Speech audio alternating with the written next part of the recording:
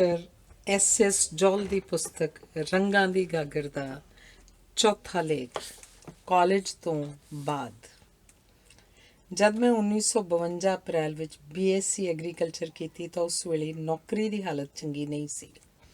ਮੈਂ ਐਂਟੋਮੋਲੋਜੀ ਦਾ ਮੇਜਰ ਵਿਸ਼ਾ ਇਸ ਕਰਕੇ ਲਿਆ ਸੀ ਕਿ ਇਸ ਵਿਸ਼ੇ ਵਾਲਿਆਂ ਨੂੰ ਉਸ ਵਕਤ ਜ਼ਰਾ ਸੌਖੀ ਨੌਕਰੀ ਮਿਲ ਜਾਂਦੀ ਸੀ।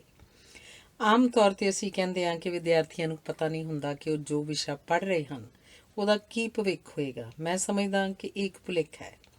ਜੇ ਵਿਦਿਆਰਥੀ ਨੂੰ ਵਿਸ਼ਾ ਚੁਣਨ ਦਾ ਅਵਸਰ ਮਿਲੇ ਤਾਂ ਉਹੀ ਵਿਸ਼ਾ ਚੁਣੇਗਾ ਜਿਸ ਦੀ ਮੰਗ ਉਹਦੇ ਖਿਆਲ ਵਿੱਚ ਵੱਧ ਹੋਵੇ ਜਾਂ ਜਿਹਦੇ ਆਸਰੇ ਉਹ ਆਪਣੀ ਰੋਜ਼ੀ ਰੋਟੀ ਕਮਾ ਸਕੇ। ਸਾਨੂੰ ਪਹਿਲੇ 2 ਸਾਲ ਜਦੋਂ ਕਿ ਸਾਰੇ ਹੀ ਇੱਕੋ ਜਿਹੇ ਵਿਸ਼ੇ ਪੜ੍ਹਦੇ ਹੁੰਦੇ ਸੀ, ਇਹ ਸੋਚਣ ਦਾ ਮੌਕਾ ਮਿਲ ਗਿਆ ਕਿ ਅੱਗੋਂ ਚੱਲ ਕੇ ਮੁੱਖ ਵਿਸ਼ਾ ਕਿਹੜਾ ਲੈਣਾ ਚਾਹੀਦਾ ਹੈ। ਹਰ ਵਿਦਿਆਰਥੀ ਨੂੰ ਵਿਸ਼ੇ ਦੇ ਭਵਿੱਖ ਦਾ ਤਾਂ ਪਤਾ ਹੁੰਦਾ ਹੈ, ਪਰ ਨਾਲ ਦੀ ਨਾਲ ਆਪਣੀ ਕਾਬਲੀਅਤ ਅਤੇ ਸਮਰੱਥਾ ਦਾ ਵੀ ਪਤਾ ਹੁੰਦਾ ਹੈ।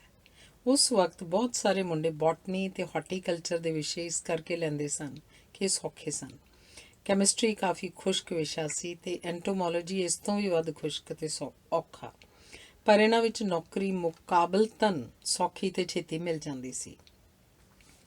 ਡਿਗਰੀ ਕਰਨ ਤੋਂ ਬਾਅਦ ਨੌਕਰੀ ਢੂੰਡਣੀ ਸ਼ੁਰੂ ਕੀਤੀ। ਨਾ ਪਤਾ ਸੀ ਕਿਸ ਤੋਂ ਪਤਾ ਕਰੀਏ ਅਤੇ ਨਾ ਹੀ ਪਤਾ ਸੀ ਕਿੱਥੇ ਕੋਈ ਨੌਕਰੀ ਹੈ।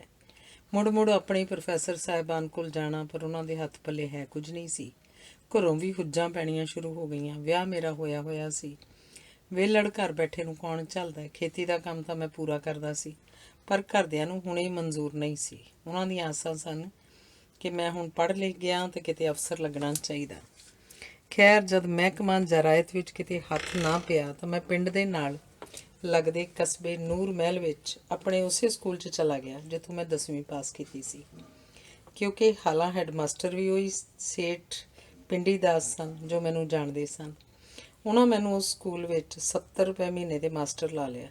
ਤਨਖਾਹ ਤਾਂ ਥੋੜ੍ਹੀ ਸੀ, ਪਰ ਨਾ ਹੋਣ ਨਾਲੋਂ ਅਤੇ ਵਿਹਲੇ ਰਹਿਣ ਨਾਲੋਂ ਤਾਂ ਚੰਗੀ ਸੀ। ਮੈਂ ਸਤੰਬਰ ਤੱਕ ਇਸ ਦੁਆਬਾ ਆਰੀਆ ਸਕੂਲ ਵਿੱਚ ਕੰਮ ਕੀਤਾ। ਇਹ ਜ਼ਿੰਦਗੀ ਦੀ ਤਲਖ ਅਸਲੀਅਤ ਦਾ ਪਹਿਲਾ ਤਜਰਬਾ ਸੀ। ਭਾਵੇਂ ਮੇਰਾ ਆਪਣਾ ਸਕੂਲ ਸੀ ਅਤੇ ਤਕਰੀਬਨ ਸਾਰੇ ਸੀਨੀਅਰ ਮਾਸਟਰ ਅਤੇ ਹੈਡਮਾਸਟਰ ਜਾਣਦੇ ਸਨ, ਪਰ ਮੈਂ ਸਮਝਦਾ ਕਮਜ਼ੋਰ ਦਾ ਸ਼ੋਸ਼ਣ ਨਹੀਂ ਰੁਕਿਆ। ਮੈਨੂੰ ਨੌਕਰੀ ਦੀ ਲੋੜ ਸੀ। ਪਹਿਲਾਂ ਤਾਂ ਤਨਖਾਹ ਥੋੜ੍ਹੀ ਦਿੱਤੀ ਗਈ। ਜਿੱਥੇ ਕਿ ਆਮ ਗ੍ਰੈਜੂਏਟ ਮਾਸਟਰ ਦੀ ਤਨਖਾਹ 120 ਰੁਪਏ ਮਹੀਨਾ ਹੁੰਦੀ ਸੀ, ਮੈਨੂੰ ਮਸਾਂ ਮਰ ਕੇ ਉਹਨਾਂ ਨੇ 70 ਰੁਪਏ ਦਿੱਤੇ। ਸਾਰਾ ਦਿਨ ਪੜ੍ਹਾਉਣ ਨੂੰ ਡਾਈ ਰੱਖਦੇ ਸਨ। ਕੋਈ ਵਿਸ਼ਾ ਵੀ ਪੜ੍ਹਾਉਣ ਵਾਲਾ ਮਾਸਟਰ ਨਾ ਹੋਵੇ ਅਤੇ ਕੋਈ ਵੀ ਮਾਸਟਰ ਛੁੱਟੀ ਕਰ ਜਾਏ ਤਾਂ ਕਲਾਸ ਮੇਰੇ ਪੱਲੇ ਪੈਂਦੀ ਸੀ। ਮੈਂ 5ਵੀਂ ਜਮਾਤ ਤੋਂ 10ਵੀਂ ਤੱਕ ਪੜ੍ਹਾਇਆ। ਤਵਾਰੀਖ ਤੋਂ ਲੈ ਕੇ ਸਾਇੰਸ ਅਤੇ ਗਣਿਤ ਤੱਕ ਵਿਸ਼ੇ ਪੜ੍ਹਾਏ। ਕੋਈ ਵੀ ਪੀਰੀਅਡ ਖਾਲੀ ਘੱਟ ਹੀ ਮਿਲਦਾ ਸੀ, ਪਰ ਨੌਕਰੀ ਮੇਰੀ ਜ਼ਰੂਰਤ ਸੀ, ਨਹੀਂ ਤਾਂ ਘਰ ਵਿੱਚ ਕੋਈ ਇੱਜ਼ਤ ਵਾਲੀ ਥਾਂ ਨਹੀਂ ਸੀ। ਇਸ ਤੋਂ ਇਲਾਵਾ ਘਰ ਆ ਕੇ ਵੀ ਖੇਤੀ ਦਾ ਕੁਝ ਨਾ ਕੁਝ ਕੰਮ ਵੀ ਕਰਨਾ ਪੈਂਦਾ ਸੀ। ਸਕੂਲਾਂ ਦੇ ਅੱਜ ਦੇ ਹਾਲਾਤ ਵਿੱਚ ਜਦ ਮੈਂ ਪ੍ਰਾਈਵੇਟ ਸਕੂਲਾਂ 'ਚ ਅਧਿਆਪਕਾਂ ਦਾ ਸ਼ੋਸ਼ਣ ਵੇਖਦਾ ਹਾਂ ਤਾਂ ਮੈਨੂੰ ਆਪਣਾ ਵਕਤ ਯਾਦ ਆ ਜਾਂਦਾ ਹੈ। ਇਹਨਾਂ ਮਜਬੂਰ ਅਤੇ ਲੋੜਵੰਦ ਅਧਿਆਪਕਾਂ 'ਤੇ ਤਰਸ ਆਉਂਦਾ ਹੈ ਅਤੇ ਪ੍ਰਾਈਵੇਟ ਸਕੂਲਾਂ ਦੇ ਪ੍ਰਸ਼ਾਸਕਾਂ ਨਾਲ ਮੈਨੂੰ ਕਾਫੀ ਨਫ਼ਰਤ ਜਿਹੀ ਪੈਦਾ ਹੋ ਗਈ। ਹੁਣ ਜਦ ਮੈਂ ਇਹਨਾਂ ਸਕੂਲਾਂ ਨੂੰ ਨਿਰੀਆਂ ਲੁਟੇਰੀਆਂ ਦੁਕਾਨਾਂ ਬਣੀਆਂ ਵੇਖਦਾ ਤਾਂ ਇਹ ਘਿਰਨਾ ਹੋਰ ਵੀ ਤਿੱਖੀ ਹੋ ਗਈ ਹੈ। ਮੈਂ ਕਈ ਵਾਰ ਇਹਨਾਂ ਸਕੂਲਾਂ ਦੇ ਸਮਾਗਮਾਂ ਦੀ ਪ੍ਰਧਾਨਗੀ ਵੀ ਕਰਦਾ ਜਾਂ ਉੱਥੇ ਮੁੱਖ ਮਹਿਮਾਨ ਦੇ ਤੌਰ 'ਤੇ ਜਾਂਦਾ, ਪਰ ਇਹਨਾਂ ਸਕੂਲਾਂ ਵਿੱਚ ਜਾ ਕੇ ਇਹੋ ਜਿਹੇ ਮੌਕੇ 'ਤੇ ਉਸਾਰੂ ਟਿੱਪਣੀ ਕਰਨਾ ਹੀ ਮੇਰਾ ਮੁੱਖ ਮੰਤਵ ਹੁੰਦਾ ਹੈ। ਪਤਾ ਨਹੀਂ ਮੇਰੀ ਇਹ ਗੱਲ ਸਮਝਦੇ ਹਨ ਕਿ ਨਹੀਂ। ਜੇ ਸਮਝਦੇ ਵੀ ਹਨ ਤਾਂ ਕਿੱਥੋਂ ਤੱਕ ਅਸਰ ਹੁੰਦਾ ਹੈ ਅਤੇ ਕਿੱਥੋਂ ਤੱਕ ਕੋਈ ਗੱਲ ਪੱਲੇ ਬੰਨ੍ਹਦੇ ਨੇ, ਇਹ ਤਾਂ ਮੈਨੂੰ ਪਤਾ ਨਹੀਂ। ਪਰ ਤਾੜੀਆਂ ਬੜੀਆਂ ਮਾਰਦੇ ਨੇ ਅਤੇ ਮੂੰਹ 'ਤੇ ਸਿਫਤਾਂ ਵੀ ਬੜੀਆਂ ਕਰਦੇ ਨੇ, ਪਰ ਰੱਬ ਇਹਨਾਂ ਨੂੰ ਸਮੱਤ ਬਖਸ਼ੇ, ਇਹ ਮੇਰੀ ਅਰਦਾਸ ਹੈ। ਇਸ ਸਕੂਲ 'ਚ ਕੁਝ ਮਹੀਨੇ ਨੌਕਰੀ ਕਰਕੇ ਮੈਂ ਸਤੰਬਰ ਦੇ ਆਖਰ ਵਿੱਚ ਇਹ ਸਕੂਲ ਛੱਡ ਦਿੱਤਾ। ਅਕਤੂਬਰ ਵਿੱਚ ਮੈਨੂੰ ਮਹਿਕਮਾ ਖੇਤੀਬਾੜੀ ਪੈਪਸੂ ਪਟਿਆਲਾ ਅਤੇ ਈਸਟ ਪੰਜਾਬ ਸਟੇਟਸ ਯੂਨੀਅਨ ਵਿੱਚ ਐਗਰੀਕਲਚਰਲ ਅਸਿਸਟੈਂਟ ਟਿੱਡੀ ਦਲ ਤੋਂ ਬਚਾਓ ਦੀ ਨੌਕਰੀ ਮਿਲ ਗਈ। ਇਹ ਆਰਜ਼ੀ ਨੌਕਰੀ ਸੀ ਜੋ ਅਗਲੀ ਫਰਵਰੀ ਦੇ ਆਖਰ ਤੱਕ ਹੀ ਮਨਜ਼ੂਰ ਸੀ। ਜਦ ਨੌਕਰੀ ਮਿਲੀ ਤਾਂ ਮੈਂ ਪਹਿਲਾਂ ਆਪਣੇ ਰਿਸ਼ਤੇਦਾਰਾਂ ਆਦਿ ਨੂੰ ਮਿਲਣਾ ਸ਼ੁਰੂ ਕੀਤਾ, ਫਿਰ ਜਾ ਕੇ ਨੌਕਰੀ 'ਤੇ ਹਾਜ਼ਰ ਹੋਇਆ। ਜੂਨੀਅਰ ਜਾਂ ਸੀਨੀਅਰ ਹੋਣ ਦਾ ਮਤਲਬ ਹੀ ਪਤਾ ਨਹੀਂ ਸੀ ਨੌਕਰੀ ਦੇ ਸੰਦਰਭ ਵਿੱਚ। ਨਤੀਜੇ ਵਜੋਂ ਮੈਂ ਸਭ ਤੋਂ ਆਖਰ ਨੌਕਰੀ ਵਾਸਤੇ ਹਾਜ਼ਰ ਹੋਇਆ। ਜਦ ਅਗਲੇ ਸਾਲ 4 ਮਹੀਨਿਆਂ ਬਾਅਦ ਹੀ ਸਕੀਮ ਦੀ ਮਨਜ਼ੂਰੀ ਖਤਮ ਹੋਈ, ਮੇਰੀ ਸਭ ਤੋਂ ਪਹਿਲਾਂ ਛੁੱਟੀ ਹੋਈ। ਇਸ 4 ਮਹੀਨਿਆਂ ਦੌਰਾਨ ਮੈਂ ਪਹਿਲੋਂ ਹਮੀਰੇ ਕਮਾਦ ਦਾ ਘੋੜਾ ਕੰਟਰੋਲ ਕਰਨ ਦੀ ਮੁਹਿੰਮ 'ਤੇ ਕੰਮ ਕੀਤਾ। ਪਿੱਠ ਪਿੱਛੇ ਚੁੱਕੇ ਜਾਣ ਵਾਲੇ ਦਸਤੀ ਅਤੇ ਇੰਜਣ ਵਾਲੇ ਡਸਟਰਾਂ ਨਾਲ ਕਮਾਦ ਵਿੱਚ ਦਵਾਈ ਧੂੜਦੇ ਸਾਂ। ਇੱਥੋਂ ਇੱਕ ਤਜਰਬਾ ਇਹ ਹੋਇਆ ਕਿ ਨਿਰੀ ਥਿਊਰੀ ਪੜ੍ਹਨ ਨਾਲ ਗੱਲ ਨਹੀਂ ਬਣਦੀ। ਇੱਕ ਡਸਟਰ ਕੰਮ ਨਾ ਕਰੇ, ਜਦ ਹਿਲਾ ਜੁਲਾ ਕੇ ਚਲਾਈਏ ਤਾਂ 2-3 ਦਵਾਈ ਦੇ ਫਰਾਟੇ ਸਿੱਟੇ ਤੇ ਦਵਾਈ ਨਿਕਲਣੀ ਬੰਦ ਹੋ ਜਾਏ। ਮੈਂ ਕਾਫੀ ਬੈਠਾ ਸੋਚਦਾ ਰਿਹਾ ਕਿ ਕੀ ਵਜ੍ਹਾ ਹੋ ਸਕਦੀ ਹੈ। ਕੰਮ ਕਰਨ ਵਾਲਿਆਂ ਨੇ ਡਸਟਰ ਰੱਖ ਦਿੱਤੇ ਕਿ ਖਰਾਬ ਹੋ ਗਿਆ। ਮੈਂ ਧਿਆਨ ਨਾਲ ਇਕੱਲੇ ਨੇ ਬੈਠ ਕੇ ਸੋਚਿਆ ਤਾਂ ਮੈਨੂੰ ਸਮਝ ਆਈ ਕਿ ਗਲ 'ਚ ਪਾਉਣ ਵਾਲਾ ਪਟਾ ਪੁੱਠੇ ਪਾਸੇ ਨੂੰ ਲੱਗਿਆ ਹੋਇਆ, ਜਿਸ ਨਾਲ ਪੱਖਾ ਉੱਪਰ ਵੱਲ ਹੋ ਜਾਂਦਾ ਹੈ ਤੇ ਦਵਾਈ ਥੱਲੇ ਰਹਿ ਜਾਂਦੀ ਹੈ, ਜੋ ਪੱਖੇ ਨਾਲ ਬਾਹਰ ਨਹੀਂ ਨਿਕਲਦੀ। ਜਦ ਪਟਾ ਸਿੱਧਾ ਕਰਕੇ ਪਾਇਆ ਤਾਂ ਡਸਟਰ ਠੀਕ ਕੰਮ ਕਰਨ ਲੱਗ ਪਿਆ। ਮੈਂ ਸਮਝਦਾ ਕਿ ਸਾਜ਼ੋ ਸਮਾਨ ਜਾਂ ਮਸ਼ੀਨਰੀ ਕੋਈ ਵੀ ਹੋਵੇ, ਉਹ ਉਧੇੜਕੇ ਦੇ ਹਰ ਹਿੱਸੇ ਦੀ ਕਾਰਕਰਦਗੀ ਥਿਊਰੀ ਤੌਰ 'ਤੇ ਅਤੇ ਪ੍ਰੈਕਟੀਕਲ ਤੌਰ 'ਤੇ ਪੜ੍ਹਾਉਣੀ ਅਤੇ ਸਿਖਾਉਣੀ ਚਾਹੀਦੀ ਹੈ। ਸਾਡੀ ਪੜ੍ਹਾਈ ਦਾ ਜਾਂ ਸਿਖਲਾਈ ਵਿੱਚ ਕਈ ਗੱਲਾਂ ਐਵੇਂ ਹੀ ਛੱਡ ਦਿੱਤੀਆਂ ਜਾਂਦੀਆਂ ਹਨ, ਮਾਮੂਲੀ ਜਾਣ ਕੇ। ਇਸ ਘਟਨਾ ਨੇ ਮੈਨੂੰ ਪੂਰੀ ਤਰ੍ਹਾਂ ਯਕੀਨ ਕਰਵਾ ਦਿੱਤਾ ਕਿ ਆਪਣੇ ਹੱਥੀਂ ਕੰਮ ਕੀਤੇ ਬਿਨਾਂ ਕਿਸੇ ਸੰਦ ਮਸ਼ੀਨਰੀ ਜਾਂ ਕੰਮ ਦੀ ਪੂਰੀ ਜਾਣਕਾਰੀ ਹਾਸਲ ਨਹੀਂ। ਜਦ ਕੋਈ ਨੌਜਵਾਨ ਕਾਲਜ ਦੀ ਪੜ੍ਹਾਈ ਛੱਡ ਕੇ ਬਾਹਰ ਆ ਦੁਨੀਆ ਵਿੱਚ ਵਿਚਰਦਾ ਹੈ ਤਾਂ ਅਸਲੀ ਜ਼ਿੰਦਗੀ 'ਚ ਲੋਕ ਕਿਵੇਂ ਤੁਹਾਡੇ ਨਾਲ ਵਰਤਦੇ ਨੇ ਜਾਂ ਸਲੂਕ ਕਰਦੇ ਨੇ ਤਾਂ ਹੀ ਪਤਾ ਲੱਗਦਾ ਹੈ। ਇੱਕ ਘਟਨਾ ਦੱਸਦਾ। ਜਦ ਮੈਂ ਹਮੀਰੇ ਕਮਾਦ ਦੇ ਘੋੜ ਕੀੜੇ ਨੂੰ ਰੋਕਣ ਦੀ ਸਕੀਮ 'ਚ ਕੰਮ ਕਰਦਾ ਸੀ ਤਾਂ ਮੈਂ ਕਈ ਖੇਤ ਵੇਖੇ ਜਿਨ੍ਹਾਂ ਦੇ ਦੁਆਲੇ ਪੱਕੀ ਹੋਈ ਚਰੀ ਖੜੀ ਸੀ। ਉਹ ਖੇਤ ਤਾਂ ਘੋੜ ਕੀੜੇ ਨਾਲ ਭਰੇ ਹੋਏ ਸਨ, ਪਰ ਕਮਾਦ ਦੇ ਨੇੜੇ ਕੀੜਾ ਨਹੀਂ ਸੀ। ਲੱਗਦਾ ਸੀ ਕਿ ਕਮਾਦ ਨਾਲੋਂ ਇਹ ਕੀੜਾ ਚਰੀ ਦੀ ਫਸਲ ਜ਼ਿਆਦਾ ਪਸੰਦ ਕਰਦਾ ਸੀ। ਮੈਂ ਇਸ ਪੱਖ ਤੇ ਹੋਰ ਆਪਣੇ ਤਜਰਬੇ ਦੇ ਆਧਾਰ 'ਤੇ ਇੱਕ ਲੇਖ ਲਿਖ ਦਿੱਤਾ। ਜਦ ਲੇਖ ਪੂਰਾ ਹੋ ਗਿਆ ਤਾਂ ਮੈਨੂੰ ਇੱਕ ਕਿਸਮ ਦਾ ਚਾਅ ਚੜ੍ਹ ਗਿਆ। ਮੈਂ ਪੰਜਾਬੀ 'ਚ ਲਿਖਿਆ ਲੇਖ ਮੰਗਲ ਸਿੰਘ ਕਪੂਰ, ਜੋ ਐਂਟੋਮੋਲੋਜਿਸਟ ਸੀ ਅਤੇ ਮੇਰਾ ਅਫਸਰ ਸੀ, ਉਸ ਕੋਲ ਲੈ ਗਿਆ। ਨਾਭੇ ਜਦ ਮੈਂ ਇਹ ਲੇਖ ਲੈ ਕੇ ਉਹਦੇ ਕਮਰੇ 'ਚ ਗਿਆ ਤਾਂ ਉਹਨੇ ਮੇਰੇ ਵੱਲ ਅੱਖ ਚੁੱਕ ਕੇ ਵੀ ਨਾ ਵੇਖਿਆ ਅਤੇ ਮੇਰੀ ਸਤਿ ਸ਼੍ਰੀ ਅਕਾਲ ਦਾ ਵੀ ਜਵਾਬ ਨਾ ਦਿੱਤਾ। ਮੈਂ 1 ਮਿੰਟ ਤਾਂ ਖੜ੍ਹਾ ਰਿਹਾ ਕਿ ਮੈਨੂੰ ਬੈਠਣ ਨੂੰ ਕਹੇਗਾ, ਪਰ ਉਸ ਵੇਖਿਆ ਵੀ ਨਾ। ਮੈਂ ਆਪ ਹੀ ਕੁਰਸੀ 'ਤੇ ਬੈਠ ਗਿਆ। 2-3 ਮਿੰਟ ਬੈਠਾ ਰਿਹਾ ਤਾਂ ਵੀ ਨਾ ਬੋਲਿਆ। ਫਿਰ ਮੈਂ ਕਿਹਾ ਕਿ ਕਪੂਰ ਸਾਹਿਬ, ਮੈਂ ਇੱਕ ਘੋੜੇ ਕੀੜੇ 'ਤੇ ਆਪਣੇ ਤਜਰਬੇ ਦੇ ਆਧਾਰ 'ਤੇ ਲੇਖ ਲਿਖਿਆ, ਜੇ ਕਿਤੇ ਛਪ ਜਾਏ ਤਾਂ ਕਿਸਾਨਾਂ ਨੂੰ ਫਾਇਦਾ ਹੋ ਸਕਦਾ ਹੈ। ਜਵਾਬ ਮਿਲਿਆ, ਮੈਂ ਇਸ ਉੱਤੇ ਇੱਕ ਪੈਂਫਲੇਟ ਛਪਵਾਇਆ ਹੋਇਆ, ਇਹਦੀ ਕੋਈ ਲੋੜ ਨਹੀਂ। ਮੈਂ ਕਿਹਾ, ਜੀ ਮੈਂ ਉਹ ਪੈਂਫਲੇਟ ਪੜ੍ਹਿਆ, ਬਹੁਤ ਅੱਛਾ ਹੈ, ਪਰ ਜੋ ਮੈਂ ਲਿਖਿਆ ਇਹ ਵੱਖਰੀ ਗੱਲ ਹੈ। ਨਹੀਂ, ਕੋਈ ਲੋੜ ਨਹੀਂ ਕਹਿ ਕੇ ਮੈਨੂੰ ਉਸ ਚੁੱਪ ਕਰਾ ਦਿੱਤਾ। ਮੈਂ ਫਿਰ 3-4 ਮਿੰਟ ਬੈਠਾ ਰਿਹਾ। ਆਖਿਰ ਸਤਿ ਸ਼੍ਰੀ ਅਕਾਲ ਕਹਿ ਕੇ ਬਾਹਰ ਆ ਗਿਆ। ਉਸ ਰੱਬ ਦੇ ਬੰਦੇ ਨੇ ਫਿਰ ਕੋਈ ਜਵਾਬ ਨਾ ਦਿੱਤਾ ਅਤੇ ਨਾ ਹੀ ਮੇਰੇ ਵੱਲ ਸਿਰ ਚੁੱਕ ਕੇ ਵੇਖਿਆ। ਮੈਨੂੰ ਗੁੱਸਾ ਤਾਂ ਬੜਾ ਆਇਆ, ਪਰ ਕਰ ਕੁਝ ਨਹੀਂ ਸੀ ਸਕਦਾ। ਜੀ ਕੀਤਾ ਨੌਕਰੀ ਛੱਡ ਦਿਆਂ, ਪਰ ਨੌਕਰੀ ਤਾਂ ਮਸਾਂ ਮਿਲੀ ਸੀ। ਇਹਦੀ ਮੈਨੂੰ ਲੋੜ ਸੀ, ਨਾਲੇ ਹੋਰ ਕਿਤੇ ਕਿਹੜੇ ਦੇਵਤੇ ਹੋਣੇ ਨੇ, ਛੱਡ ਕੇ ਜਾਣਾ ਕਿੱਥੇ ਹੈ। 2-3 ਦਿਨ ਤਾਂ ਇਹ ਗੱਲ ਮਨ 'ਤੇ ਲੱਗੀ ਰਹੀ। 5ਵੇਂ-6ਵੇਂ ਦਿਨ ਇੱਕ ਮੇਰਾ ਹੀ ਸਾਥੀ ਅਜੀਤ ਸਿੰਘ ਨਾਲ ਵੀ ਇਹੋ ਹੀ ਵਰਤੀ। ਜਦ ਉਹ ਮਿਲਣ ਗਿਆ ਤੇ ਬਾਹਰ ਆਇਆ ਤਾਂ ਬੜਾ ਹੀ ਨਿੰਮੋ ਝੂਣ ਜਿਹਾ ਕਹਿਣ ਲੱਗਾ, ਹੈ ਸਾਲਾ ਟਿਊਜ਼ਡੇ ਸਿੰਘ, ਮੰਗਲ ਸਿੰਘ, ਬਿਲਡਿੰਗ ਰਾਮ, ਹਵੇਲੀ ਰਾਮ ਦਾ ਪੁੱਤ। ਸਤਿ ਸ਼੍ਰੀ ਅਕਾਲ ਬੁਲਾਈ, ਅੱਗੋਂ ਮੁੱਛ ਨਹੀਂ ਹਿਲਾਈ। ਹੋ ਗਈ ਸੀ ਨਾ ਬੇਇੱਜ਼ਤੀ। ਜੇ ਮਹਿਸੂਸ ਕਰ ਲੈਂਦਾ ਤਾਂ। ਇਹ ਤੋਂ ਮੈਨੂੰ ਸਮਝ ਲੱਗੀ ਕਿ ਮੇਰੇ ਨਾਲ ਹੀ ਨਹੀਂ, ਇਸ ਅਫਸਰ ਨੂੰ ਤਮੀਜ਼ ਹੀ ਇੰਨੀ ਕੁ ਸੀ। ਆਖਰ ਮੈਂ ਇਹ ਲੇਖ ਉਦੋਂ ਇੱਕ ਅਖਬਾਰ ਅਕਾਲੀ ਪੱਤਰਕਾਰ ਨਿਕਲਦੀ ਹੁੰਦੀ ਸੀ, ਉਸ 'ਚ ਛੁਪਾ ਦਿੱਤਾ, ਜਿਹਦੀ ਕਈਆਂ ਨੇ ਪ੍ਰਸ਼ੰਸਾ ਕੀਤੀ। ਇਹ ਮੇਰੇ ਕੈਰੀਅਰ ਦਾ ਪਹਿਲਾ ਲੇਖ ਸੀ। ਮੈਂ ਹੁਣ ਤੱਕ 300 ਤੋਂ ਵੀ ਵੱਧ ਖੋਜ ਪਰਚੇ ਅਤੇ ਵੱਖ-ਵੱਖ ਵਿਸ਼ਿਆਂ 'ਤੇ ਲੇਖ ਲਿਖੇ ਹਨ, ਕਿਤਾਬਾਂ ਛਾਪੀਆਂ ਹਨ, ਪਰ ਇਹ ਪਹਿਲਾ ਲੇਖ ਮੈਨੂੰ ਕਦੇ ਨਹੀਂ ਭੁੱਲਦਾ। ਜੋ ਖੁਸ਼ੀ ਮੈਨੂੰ ਇਸ ਲੇਖ ਦੇ ਅਕਾਲੀ ਪੱਤਰਕਾਰ 'ਚ ਛਪਣ ਉੱਤੇ ਹੋਈ, ਉਹ ਵੱਡੇ ਵੱਡੇ ਖੋਜ ਪਰਚੇ ਅੰਤਰਰਾਸ਼ਟਰੀ ਰਸਾਲਿਆਂ 'ਚ ਛਪਣ 'ਤੇ ਵੀ ਨਹੀਂ ਹੋਈ। ਮੈਂ ਸੋਚਦਾ ਕਿ ਜੇ ਇਸ ਅਫਸਰ ਦੇ ਵਤੀਰੇ ਤੋਂ ਨਿਰਾਸ਼ ਹੋ ਕੇ ਉਹ ਲੇਖ ਇੱਕ ਅਖਬਾਰ 'ਚ ਨਾ ਛਪਵਾਉਂਦਾ ਤਾਂ ਹੋ ਸਕਦਾ ਸੀ ਮੈਂ ਦਿਲ ਛੱਡ ਮੁੜ ਲਿਖਣਾ ਹੀ ਬੰਦ ਕਰ ਦਿੰਦਾ। ਪਤਾ ਨਹੀਂ ਕਿੰਨੇ ਕੁ ਇਸ ਅਫਸਰ ਨੇ ਜਾਂ ਕਿੰਨੇ ਇਹੋ ਜਿਹੇ ਹੋਰਾਂ ਨੇ ਉਗਮਦੇ ਲੇਖਕ ਇਸ ਤਰ੍ਹਾਂ ਦਬਾ ਦਿੱਤੇ ਹੋਣਗੇ। ਇਹੋ ਜਿਹੇ ਅਧਿਕਾਰੀ ਜਾਂ ਸੀਨੀਅਰ ਆਦਮੀ ਇੱਕ ਨਹੀਂ ਬਹੁਤ ਹੋਣਗੇ, ਜੋ ਇਹ ਸਮਝਦੇ ਹੀ ਨਹੀਂ ਹੋਣਗੇ ਕਿ ਉਹਨਾਂ ਕਿੰਨੇ ਕੁ ਹੋਣਹਾਰ ਲੇਖਕਾਂ ਜਾਂ ਕਲਾਕਾਰਾਂ ਦੀ ਕਲਾ ਦਾ ਗਲਾ ਘੁੱਟ ਦਿੱਤਾ ਹੋਵੇਗਾ। ਇਹੋ ਜਿਹੇ ਛੋਟੇ ਆਦਮੀ ਉੱਚੀਆਂ ਕੁਰਸੀਆਂ ਉੱਤੇ ਬੈਠੇ ਦੇਸ਼ ਜਾਂ ਸਮਾਜ ਲਈ ਕਿਸੇ ਕਲੰਕ ਤੋਂ ਘੱਟ ਨਹੀਂ। ਇਸ 1 ਮਹੀਨੇ ਦੀ ਡਿਊਟੀ ਤੋਂ ਬਾਅਦ ਮੇਰੀ ਬਦਲੀ ਕੰਡਾ ਘਾਟ, ਉਸ ਵਕਤ ਪੈਪਸੂ ਦੇ ਜ਼ਿਲ੍ਹਾ ਫਤਿਹਗੜ੍ਹ ਸਾਹਿਬ ਸਰਹੰਦ ਦਾ ਇਲਾਕਾ ਹੁੰਦਾ ਸੀ ਜੋ ਸੋਲਨ ਤੋਂ ਕੋਈ 12 ਕਿਲੋਮੀਟਰ ਹੈ ਵਿਖੇ ਹੋ ਗਈ। ਮੇਰੇ ਇਲਾਕੇ 'ਚ ਟੂਟੂ, ਚਾਇਲ, ਸਪੂਰਨ, ਸੁਬਾਬੂ, ਕਸੌਲੀ, ਪਿੰਜੌਰ, ਨਾਲਾਗੜ੍ਹ ਸਭ ਆਉਂਦੇ ਸਨ। ਜਦ ਮੈਂ ਇੱਥੇ ਨੌਕਰੀ ਕਰਦਾ ਸਾਂ ਤਾਂ ਕੰਮ ਕੋਈ ਖਾਸ ਹੈ ਨਹੀਂ ਸੀ। ਲੋਕਸਟ ਦਾ ਇੱਥੇ ਆਉਣਾ ਕਾਫੀ ਦੂਰ ਦੀ ਗੱਲ ਸੀ। ਮੈਂ ਹਮੇਸ਼ਾ ਮਹਿਸੂਸ ਕਰਦਾ ਸਾਂ ਕਿ ਕੰਮ ਤਾਂ ਕੋਈ ਹੈ ਨਹੀਂ ਅਤੇ ਤਨਖਾਹ ਮਿਲੀ ਜਾਂਦੀ ਹੈ, ਕਿਤੇ ਪਿੱਛੋਂ ਤਨਖਾਹ ਵਾਪਸ ਹੀ ਨਾ ਮੰਗ ਲੈਣ। ਉਦੋਂ ਇਹ ਵੀ ਨਹੀਂ ਸੀ ਪਤਾ ਕਿ ਤਨਖਾਹ ਦਿੱਤੀ ਵਾਪਸ ਨਹੀਂ ਕੀਤੀ ਜਾ ਸਕਦੀ। ਇਸ ਵੇਲੇ ਦੀ ਇੱਕ ਘਟਨਾ ਮੈਨੂੰ ਨਹੀਂ ਭੁੱਲਦੀ। ਜਦ ਮੈਂ ਇੱਥੇ ਲੋਕਸਟ ਇੰਸਪੈਕਟਰ ਸੀ ਤਾਂ ਇੱਥੇ ਬਾਗਾਂ ਦਾ in charge Mani Singh horticulture inspector ਸੀ। ਸਾਡੀ ਅੱਛੀ ਖਾਸੀ ਦੋਸਤੀ ਹੋ ਗਈ। ਇਹਦੇ ਦਫ਼ਤਰ 'ਚ ਇੱਕ ਹੈੱਡ ਕਲਰਕ ਸੀ ਜੋ ਕਾਫੀ ਬੇਈਮਾਨੀ ਕਰਨ ਗਿੱਝਾ ਹੋਇਆ ਸੀ। ਬਾਗ ਦੇ ਕਾਫੀ ਸਾਰੇ ਫਲ ਉਹ ਸਟੇਸ਼ਨ ਮਾਸਟਰ ਨਾਲ ਰਲ ਕੇ ਬਾਹਰ ਹੀ ਵੇਚ ਦਿੰਦਾ ਸੀ। ਸਾਨੂੰ ਜਦ ਇਸ ਭ੍ਰਿਸ਼ਟਾਚਾਰ ਦਾ ਪਤਾ ਲੱਗਾ ਤਾਂ ਮਨੀ ਸਿੰਘ ਤਾਂ ਲੋਹਾ ਲਾਖਾ ਹੋ ਗਿਆ। ਉਸ ਬਾਊ ਦੇ ਸਿਰ 'ਚ ਰਜਿਸਟਰ ਦੇ ਮਾਰਿਆ। ਫਿਰ ਜਦ ਕੁਰਸੀ ਚੁੱਕ ਕੇ ਮਾਰਨ ਲੱਗਾ ਤਾਂ ਬਾਊ ਅੱਗੇ ਤੇ ਮਨੀ ਸਿੰਘ ਕੁਰਸੀ ਚੁੱਕ ਕੇ ਪਿੱਛੇ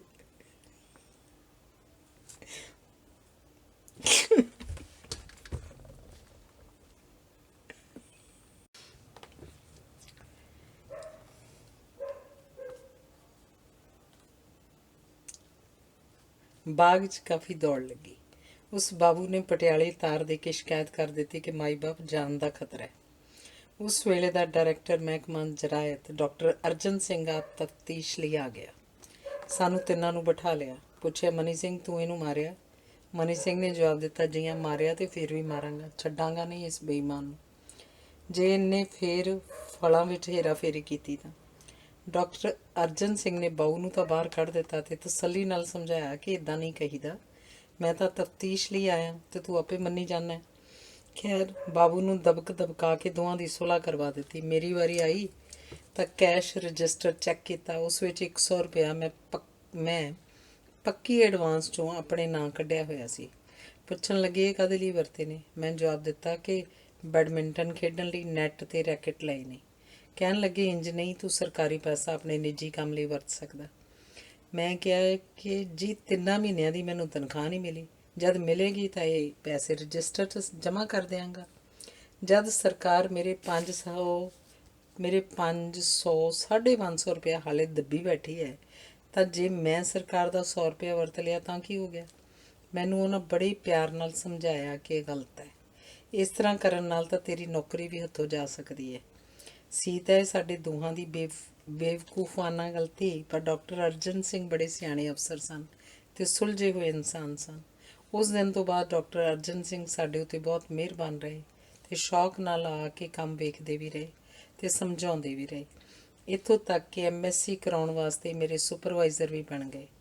ਕਈ ਵਾਰ ਗਲਤੀ ਕੀਤੀ ਵੀ ਆਦਮੀ ਦਾ ਪੂਰਾ ਅੰਦਰਲਾ ਇਨਸਾਨ ਦਰਸਾ ਦਿੰਦੀ ਹੈ। ਸਿਆਣਾ ਸਮਝਣ ਵਾਲਾ ਗਲਤੀ ਕੀਤੀ ਤੋਂ ਵੀ ਚੰਗੇ ਗੁਣਾਂ ਨੂੰ ਸਮਝ ਜਾਂਦਾ ਹੈ।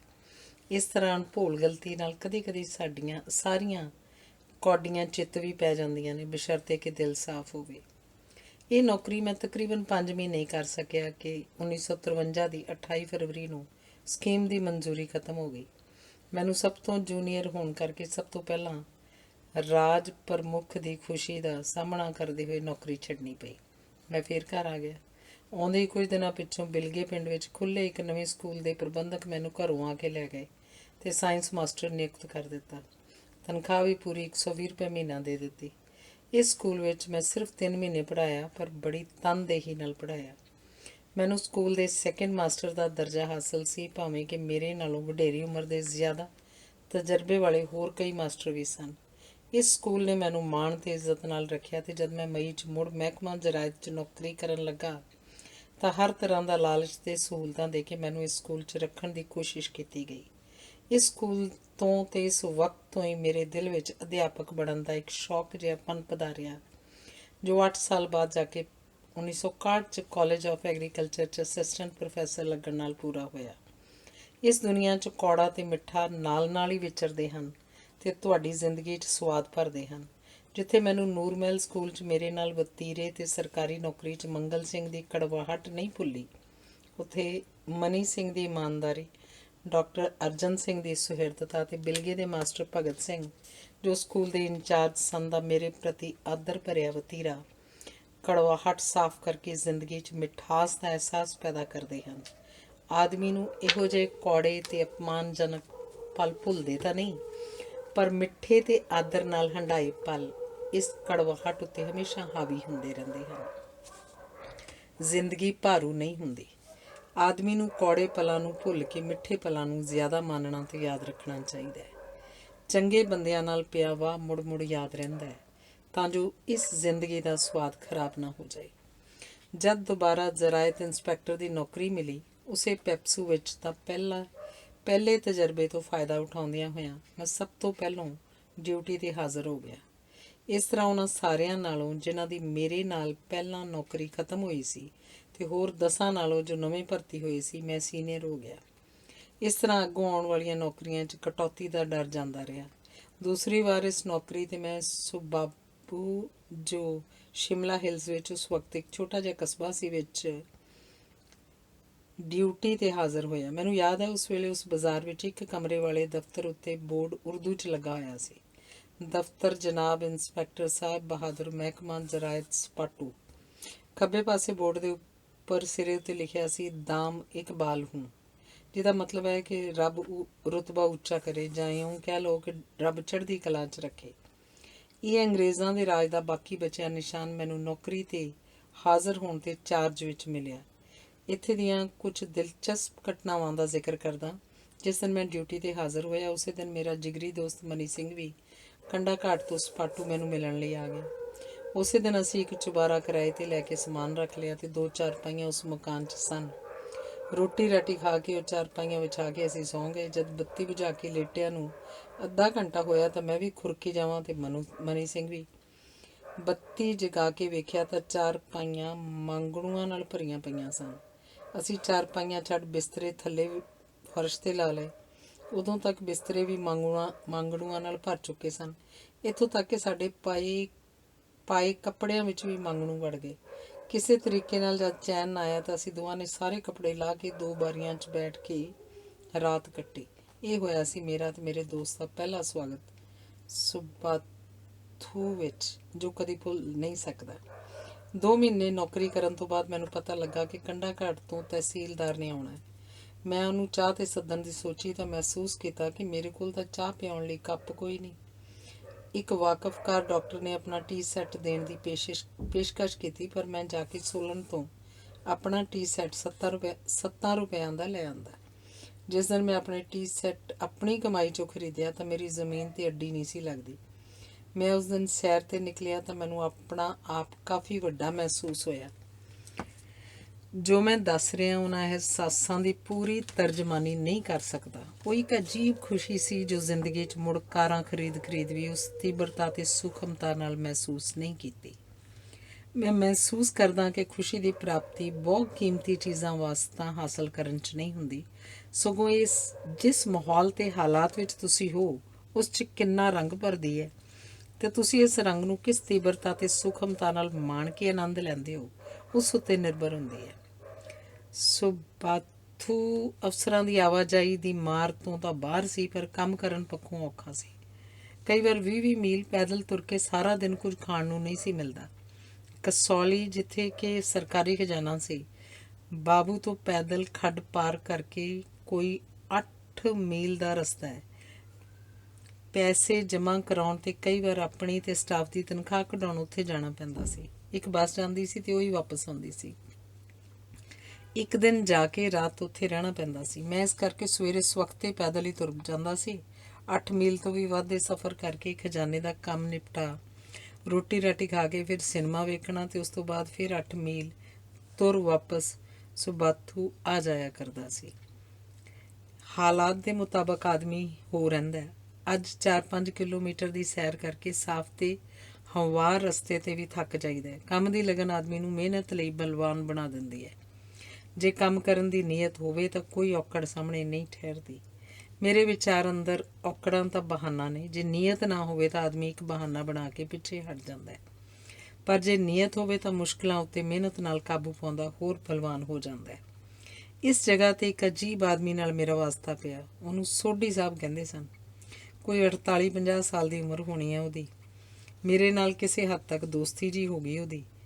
ਇਸ ਸੁਬਾਤੂ ਤੋਂ ਇੱਕ ਪਿੰਡਾਂ ਵਿੱਚ ਕੋਈ 5 ਕਿਲੋਮੀਟਰ 'ਤੇ ਮਕਾਨ ਪਾਈ ਬੈਠਾ ਸੀ ਅਤੇ ਉੱਥੇ 8-9 ਏਕੜ ਜ਼ਮੀਨ ਵੀ ਸੀ ਇਹਦੀ ਖੱਡ ਦੇ ਨਾਲ ਨਾਲ। ਡਾਕਟਰ ਪਰਮਾਰ ਜੋ ਉਸ ਵੇਲੇ ਮੁੱਖ ਮੰਤਰੀ ਹੁੰਦਾ ਸੀ ਹਿਮਾਚਲ ਦਾ, ਉਹਦੇ ਕਾਫੀ ਨੇੜੇ ਸੀ।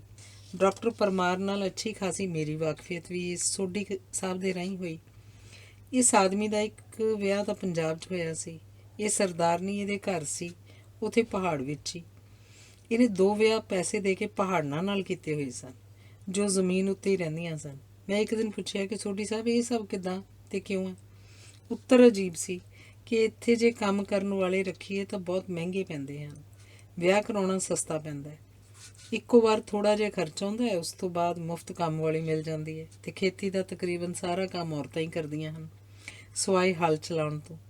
ਸੋ 2 ਵਿਆਹਾਂ ਨਾਲ 2 ਪੱਕੀਆਂ ਕੰਮ ਕਰਨ ਵਾਲੀਆਂ ਉਸ ਫਾਰਮ 'ਤੇ ਉਹਨੇ ਰੱਖੀਆਂ ਹੋਈਆਂ ਸਨ। ਉਹਦੀ ਪੰਜਾਬਣ ਘਰਵਾਲੀ ਨੂੰ ਵੀ ਪਤਾ ਸੀ, ਸਾਰੇ ਲੋਕੀ ਵੀ ਜਾਣਦੇ ਸਨ। ਮੇਰਾ ਖਿਆਲ ਹੈ ਇਹ ਕੰਮ ਉਹਨੇ ਆਜ਼ਾਦੀ ਮਿਲਣ ਜਾਂ ਨਵੇਂ ਕਾਨੂੰਨ ਬਣਨ ਤੋਂ ਪਹਿਲਾਂ ਹੀ ਕੀਤਾ ਹੋਇਆ ਸੀ। ਇਹ ਮੇਰੇ ਦਿਮਾਗ ਵਿੱਚ ਅੱਜ ਤੱਕ ਖਟਕਦਾ ਹੈ ਕਿ ਆਦਮੀ ਕਿੰਨਾ ਜ਼ਾਲਮ ਅਤੇ ਖੁਦਗਰਜ਼ ਹੈ। ਪੈਸੇ ਦੇ ਬਲਬੂਤੇ 'ਤੇ 2 ਔਰਤਾਂ ਦੀ ਜ਼ਿੰਦਗੀ ਇਸੇ ਕਰਕੇ ਖਰਾਬ ਕੀਤੀ ਕਿ ਵਿਆਹ ਕਰਾਉਣ 'ਤੇ ਪਿੱਛੋਂ ਰੀਤ ਦੇ ਕੇ ਤਲਾਕ ਦੇਣਾ ਮਜ਼ਦੂਰੀ ਨਾਲੋਂ ਸਸਤਾ ਪੈਂਦਾ ਸੀ। ਇਨਸਾਨ ਬਹੁਤ ਜ਼ਾਲਮ ਅਤੇ ਬੇਲਿਹਾਜ਼ਾ ਜਾਨਵਰ ਹੈ। ਇਹ ਆਪਣੇ ਥੋੜ੍ਹੇ ਜਿਹੇ ਫਾਇਦੇ ਜਾਂ ਹਿੱਤ ਲਈ ਦੂਸਰੇ ਨੂੰ ਤਬਾਹ ਕਰ ਸਕਦਾ ਹੈ ਅਤੇ ਕੋਈ ਪਛਤਾਵਾ ਵੀ ਮਹਿਸੂਸ ਨਹੀਂ ਕਰਦਾ। ਇਹ ਤਾਂ ਇੱਕ ਮਿਸਾਲ ਹੈ, ਲੇਕਿਨ ਜੀਵਨ 'ਚ ਵਿਚਰਦਿਆਂ ਮੈਨੂੰ ਕਈ ਵਾਰ ਅਹਿਸਾਸ ਹੋਇਆ ਕਿ ਆਦਮੀ ਨਾਲੋਂ ਘਟੀਆ ਜਾਨਵਰ ਰੱਬ ਨੇ ਹੋਰ ਕੋਈ ਪੈਦਾ ਹੀ ਨਹੀਂ ਕੀਤਾ। ਇਹਨੂੰ ਜੋ ਬੁੱਧੀ ਬਖਸ਼ੀ ਹੈ ਉਹਦਾ ਪੂਰਾ ਦੁਰਉਪਯੋਗ ਕੀਤਾ ਹੈ ਇਸ ਜਾਨਵਰ ਨੇ। ਜਦ ਅਸੀਂ ਕਈ ਵਾਰ ਆਦਮੀ ਨੂੰ ਉਹਦੇ ਬੁਰੇ ਕੰਮ ਕੀਤੇ ਤੇ ਹੈਵਾਨ ਕਹਿ ਦਿੰਦੇ ਹਾਂ ਤਾਂ ਦਰਅਸਲ ਅਸੀਂ ਹੈਵਾਨ ਦੀ ਬੇਇੱਜ਼ਤੀ ਕਰਦੇ ਹਾਂ। ਹੈਵਾਨ ਭੁੱਖ ਲੱਗੇ ਤਾਂ ਸ਼ਿਕਾਰ ਕਰਦਾ ਹੈ, ਰੱਜ ਕੇ ਪਿੱਛੇ ਹਟ ਜਾਂਦਾ ਹੈ। ਇਸੇ ਤਰ੍ਹਾਂ ਘਾਹ ਖਾਣ ਵਾਲੇ ਜਾਨਵਰ ਵੀ ਪੇਟ ਭਰ ਕੇ ਹਟ ਜਾਂਦੇ ਹਨ ਅਤੇ ਦੂਜੇ ਅਗਲੇ ਡੰਗ ਵੀ ਸੋਚਦੇ ਵੀ ਨਹੀਂ। ਮੈਂ ਸਮਝਦਾ ਇਹਨਾਂ ਨੂੰ ਕੁਦਰਤ ਉੱਤੇ ਇਨਸਾਨ ਨਾਲੋਂ ਵੱਧ ਭਰੋਸਾ ਹੈ।